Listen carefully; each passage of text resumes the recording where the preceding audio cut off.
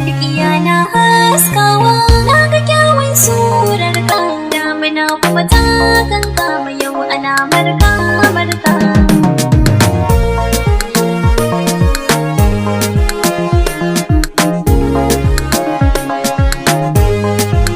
Walƙiya na haskawa na ga kyawun surar ki damina kuma ta kankama yau ana marka marka.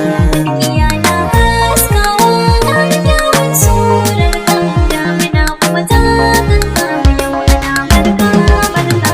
Sallama a matakin farko bar zauwa gare na matattu zo ki auna min mizanikin sani din na yi karatu rarrafe ne farkon tashi makaranta na yi rubutu